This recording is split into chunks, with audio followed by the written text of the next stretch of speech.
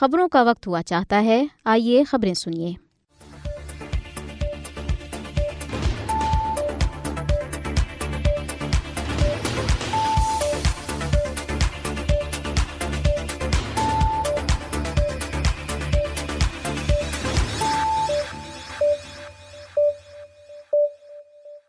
بسم اللہ الرحمن الرحیم۔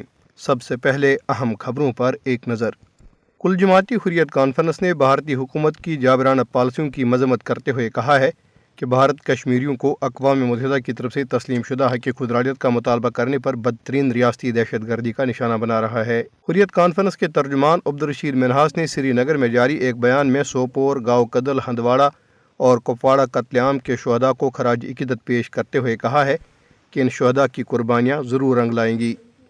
سول سوسائٹی کے ارکان نے سری نگر میں اپنی میڈیا انٹرویوز میں بی جے پی کی زیر قیادت بھارتی حکومت کی طرف سے مقبوضہ جموں کشمیر میں مسلمانوں کی منفرد شناخت پر منظم حملوں کی شدید مذمت کی ہے۔ قابض بھارتی فورسز نے سری نگر سینٹرل جیل میں چھاپے کے دوران قرآن پاک کی بے حرمتی کی ہے۔ عینی شاہدین کے مطابق بھارتی فورسز نے کشمیریوں کے مذہبی جذبات کو مجروح کرنے اور انہیں اشتعال دلانے کے لیے قرآن پاک کے نسخوں کی بے حرمتی کی۔ سوپور میں طویل عرصے سے پانی کی عدم فراہمی پر قابض حکام کی بے حسی کے خلاف لوگ احتجاج کے لیے سڑکوں پر نکل آئے۔ مظاہرین نے بارہمولہ سوپور ہائی وے کو بلاک کر دیا۔ بھارتی paramilitary central reserve police force کے ایک اسسٹنٹ سب انسپکٹر نے ضلع ریاسی کے علاقے کٹرا میں قائم C R P F camp میں اپنی سروس رائفل سے گولی مار کر خودکشی کر لی، جس سے جنوری 2007 سے مقبوضہ علاقے میں خودکشی کرنے والے بھارتی فوجیوں اور پولیس اہلکاروں کی تعداد بڑھ کر 617 ہو گئی ہے۔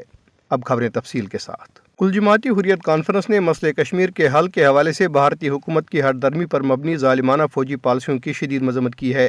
کل جماعتی حریت کانفرنس کے ترجمان عبدالرشید منہاس نے سری نگر میں جاری ایک بیان میں کہا کہ کشمیر کے آزادی اور امن پسند عوام اپنے حق خودارادیت کے حصول کی جدوجہد کے دوران بھارت کی شدید سیاسی ناانصافیوں کو صبر و تحمل سے برداشت کر رہے ہیں۔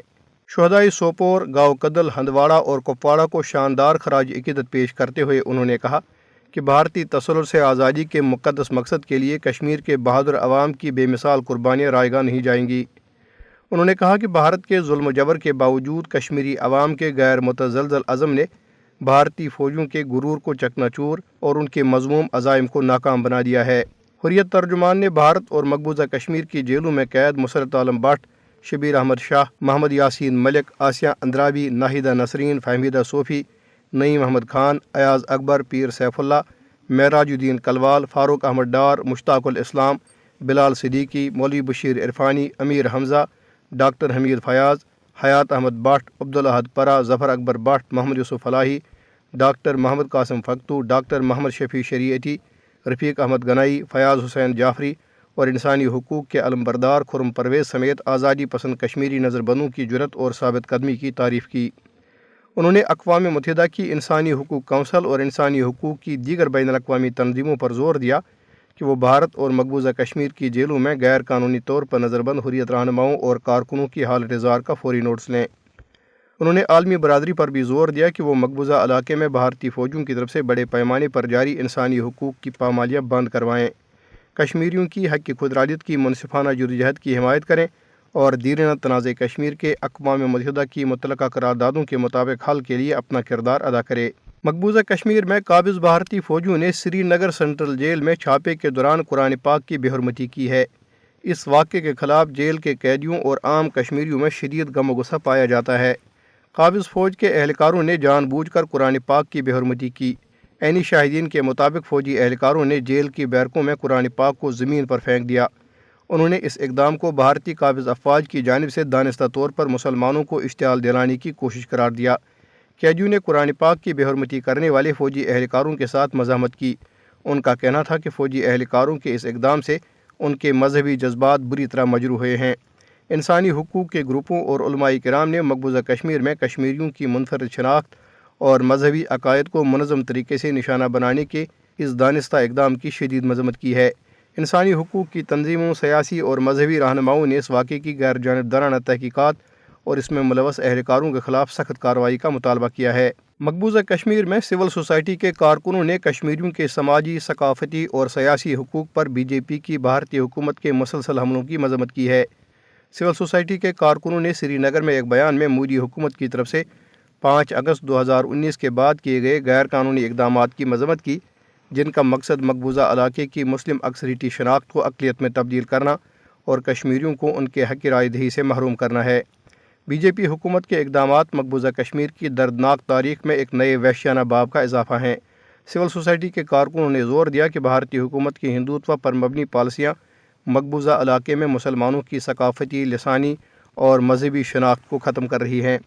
انہوں نے مزید کہا کہ بھارت مقبوضہ کشمیر میں اسرائیلی نوآبادیاتی پالیسی پر عمل پیرا ہے۔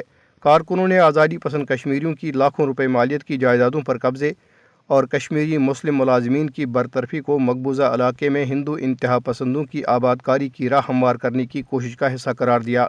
انہوں نے مزید کہا کہ کشمیریوں کی املاک اور زمینوں کو غیر کشمیریوں کو منتقل کیا جا رہا ہے۔ سول سوسائٹی کے کارکنوں نے کہا کہ مقبوضہ علاقے میں ماورائے عدالت قتل، ظلم و تشدد اور جبری گمشدگیوں سمیت انسانی حقوق کی خلاف ورزیاں مسلسل جاری ہیں۔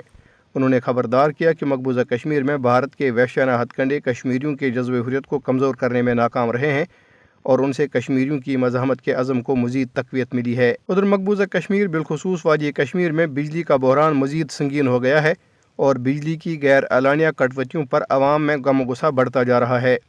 بجلی کی عدم فراہمی کے باعث لوگوں کو روزمرہ کی زندگی میں شدید مشکلات کا سامنا ہے اور ضروری خدمات، کاروبار، تعلیم اور صحت کے شعبے سب سے زیادہ متاثر ہیں۔ سری نگر میں لوگ احتجاج کے لیے سڑکوں پر نکل آئے اور بجلی کے بحران سے مؤثر طریقے سے نمٹنے میں ناکامی پر قابض انتظامیہ کو شدید تنقید کا نشانہ بنایا۔ مظاہرین نے سمارٹ میٹروں کی تنصیب کے باوجود بجلی کی عدم فراہمی پر غم و غصے کا اظہار کیا۔ مظاہرین کا کہنا تھا کہ بھارتی حکومت جان بوجھ کر ان کی ضروریات کو نظر انداز کر رہی ہے تاکہ ہماری مشکلات میں اضافہ ہو سکے۔ انہوں نے کہا کہ مقبوضہ جموں کشمیر میں 3593 میگا واٹ پن بجلی پیدا ہو رہی ہے، جس کا 65% حصہ علاقے سے باہر بھارت کی شمال مشرقی ریاستوں کو فراہم کیا جاتا ہے۔ ماہرین اور مقامی لوگوں نے بھارتی حکومت پر تنقید کی ہے کہ وہ مقبوضہ جموں کشمیر کے آبی وسائل کا استحصال کر رہی ہے اور علاقے کے لوگوں کو سستی بجلی فراہم کرنے میں ناکام رہی ہے۔ دریاسنا سوپور میں طویل عرصے سے پانی کی عدم فراہمی پر قابض حکام کی بے حسی کے خلاف لوگ احتجاج کے لیے سڑکوں پر نکل آئے۔ مظاہرین نے بارہمولہ سوپور ہائی وے کو بلاک کر دیا۔ ان کا کہنا تھا کہ قابض حکام کشمیریوں کو بنیادی سہولیات کی فراہمی میں مکمل طور پر ناکام رہے ہیں۔ پولیس نے احتجاجی مظاہرین کو منتشر کرنے کے لیے طاقت کا وحشیانہ استعمال کیا۔ یہ خبریں آپ صدائے حریت جموں کشمیر سے سن رہے ہیں۔ مقبوضہ کشمیر کے وزیر اعلیٰ کے مشیر ناصر اسلم وانی نے کہا ہے کہ جموں کشمیر کی ریاستی حیثیت کی بحالی مودی حکومت کی طرف سے دیا گیا کوئی اعزاز نہیں بلکہ کشمیریوں کا بنیادی حق ہے۔ ناصر اسلم وانی نے ضلع کپواڑہ کے دورے کے دوران بھارتی حکومت کی طرف سے جموں کشمیر میں جمہوری اصولوں کی خلاف ورزیوں کو بے نقاب کیا۔ انہوں نے کہا کہ ریاست کا درجہ مقبوضہ جموں کشمیر کے لوگوں کا بنیادی حق ہے۔ انہوں نے مزید کہا کہ بھارتی وزیر اعظم اور وزیر داخلہ نے بار بار پارلیمنٹ کے فلور پر کشمیریوں کے اس حق کی بحالی کی یقین دہانی کرائی ہے، تاہم انہوں نے کہا کہ یہ یقین دہانیاں کھوکھلی ہیں کیونکہ 4 سال قبل جموں کشمیر کی دفعہ 370 کے تحت حاصل خصوصی حیثیت کی منسوخی کے بعد کشمیریوں کے حقوق کی بحالی کے لیے کوئی ٹھوس اقدامات نہیں اٹھائے گئے۔ ادھر مقبوضہ کشمیر میں بھارتی سینٹرل ریزرو پولیس فورس کے ایک اسسٹنٹ سب انسپکٹر نے ضلع ریاسی میں خودکشی کر لی۔